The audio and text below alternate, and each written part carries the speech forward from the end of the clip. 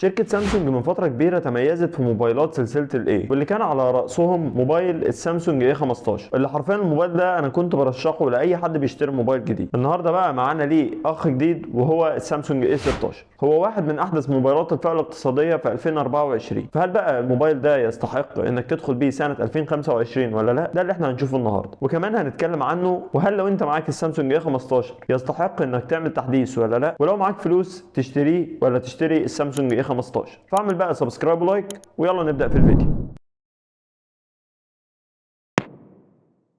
اول حاجه هنتكلم عنها هي التصميم. الموبايل بيجي بنفس التصميم اللي موجود في كل موبايلات سامسونج وبخامات من البلاستيك، وده شيء طبيعي جدا في الفئه الاقتصاديه، ولكنه بلاستيك متين فما يدلش ان ملمس الموبايل رخيص اطلاقا. وكمان الموبايل عليه طبقه حمايه من الظهر علشان تمنعه من الخدوش البسيط. والموبايل جاي بوزن 200 جرام، وده وزن مش تقيل ولكن هيحسسك ان انت ماسك حاجه فخمه. وكمان جاي بنفس تصميم موبايل السنه اللي فاتت بنفس الظهر المسطح والحواف المسطحه. وكمان الموبايل مقاوم للاتربه ورصاص الماء بمعماريه اي بي 54. تاني حاجه بقى هنتكلم عنها هي الشاشه. طبعا شركه سامسونج السنه اللي فاتت كانت من اهم الحاجات اللي ابدعت فيها في موبايل السامسونج اي 15 كانت الشاشه، لان الموبايل ده كان جاي بشاشه بتدوس على كل الموبايلات اللي في نفس الفئه السعريه بتاعته. هل الكلام ده برضه ينطبق على السنه دي ولا لا؟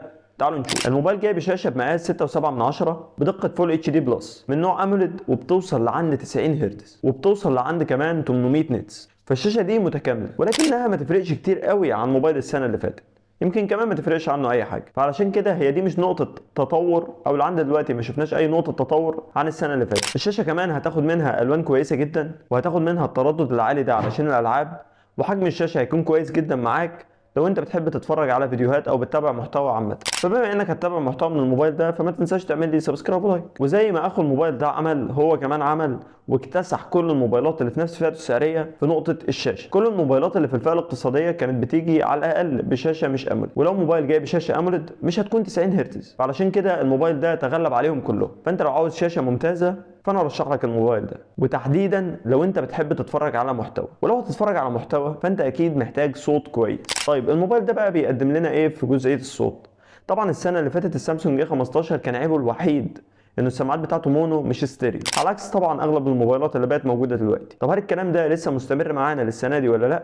للاسف الموبايل برضو جاي بنفس السماعه المونو، ولكن صوتها مش واطي. ولكن برضو انت لو بتدور على تجربه صوت فريده فالموبايل ده مش ليك، لان السماعه المونو مش هتقدم لك افضل جوده للصوت. وواحده من اهم المميزات الحلوه اللي لسه موجوده في الموبايل ده انه محافظ على مدخل ال 3.5 مللي، لان بقت اغلب الموبايلات دلوقتي طبعا احنا عارفين انها مش موجود فيها مدخل ال 3.5 مللي. سيبنا بقى من قصه المحتوى دي وعايزين الشغل التقيل، الاداء وواجهه الموبايل. الموبايل ده جاي لنا بنسختين من المعالج، يا اما الاكزينوس 1330 او الدايمنستي 6300، وده بيكون على حسب المنطقه اللي انت فيها. والمعالجين دول بيقدروا يأدوا المهام اليوميه بشكل ممتاز. وبالنسبه للالعاب هيشغلك الالعاب الضعيفه والمتوسطه، وبرضه هيشغلك الالعاب القويه ولكن مش بالكفاءه اللي انت متخيل. وبرضه لو هنقارنه يعني نفس اداء موبايل السنه اللي فاتت. وبالنسبه للنظام فالموبايل بيشتغل بالوان يو اي 7 اللي مبني على اندرويد 15.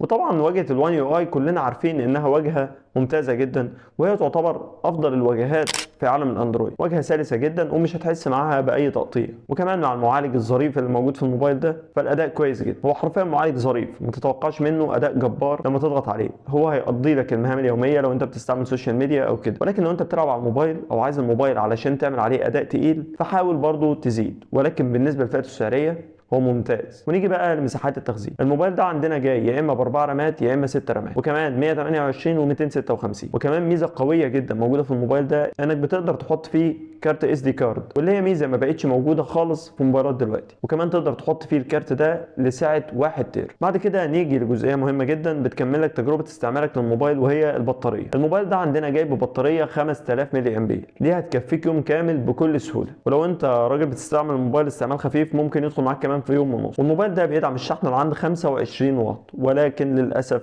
الشحن مش موجود في العلبه. احنا خلاص بقينا متوقعين الموضوع ده. بعد كده هنيجي لجزئيه مهمه جدا وناس كتير بتركز عليها، وهي جزئيه الكاميرات. عندنا الموبايل ده جاي بكاميرا بدقه 50 ميجا بكسل. الكاميرا دي بتقدم صور حلوه في الاضاءه الجيده وتتفوق على المنافسين اللي في نفس الفئه. وبرضه عندك بعض الصور عشان تقدر تحكم عليها.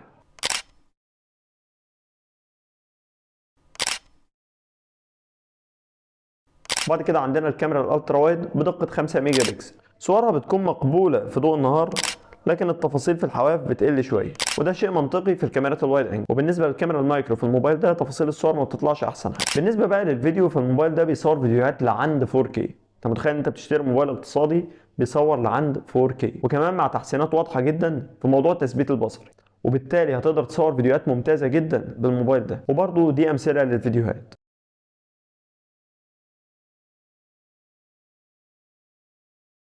وبالنسبه للكاميرا الاماميه جايه بدقه 13 ميجا بكسل وادائها جيد جدا بالنسبه لسعر الموبايل. وتعالى بقى نتكلم شويه عن العيوب بتاعه الموبايل. اول حاجه حواف الشاشه كبيره جدا. ثاني حاجه هي فكره ان انت مش هتعرف تستعمل شريحتين الموبايل مع كارت الميموري، وكمان الموبايل ما فيهوش الاي سيم، فانت يا اما تستعمل شريحتين يا اما شريحه وكارت الميموري. بعد كده عندنا علبه الموبايل ما بقاش موجود فيها غير الموبايل وكابل الشحن، على عكس الموبايلات من الشركات التانية اللي بيجي لك معاها الشاحن وجراب وسكرينه كمان. قوه الشبكه في الموبايل ده مش افضل حاجه، وكمان عندنا فكره الصوت المونو اللي موجود في الموبايل. والعيب الاكبر هو ايه الفرق بينه وبين السامسونج اي 15. الاختلافات بينهم بسيطه جدا. يعني من الاخر انت لو معاك الموبايل ده ما انصحكش خالص ان انت تغير وتشتري موبايل السامسونج اي 16. طب لو انت معاك فلوس وعاوز تشتري واحد من الموبايلين، في حين تقارب السعر اللي بين الموبايلين، فانت اكيد حتى لو هتزود حاجه بسيطه وتجيب السامسونج اي 16 بتاع السنه دي هيكون افضل، وكمان هتاخد بعض المميزات البسيطه والفروقات البسيطه اللي حاصله بين الموبايلين. فعادي يا عم زود شويه وهات موبايل ازي، ولكن لو انت مش قادر تزود فانت هتاخد نفس الموبايل ولكنه بتاع السنه اللي فاتت. ومن الاخر سامسونج عملت حركه، لقيت ان الموبايل بتاعهم ما زال مسيطر على السوق، فقالت ننزل واحد منه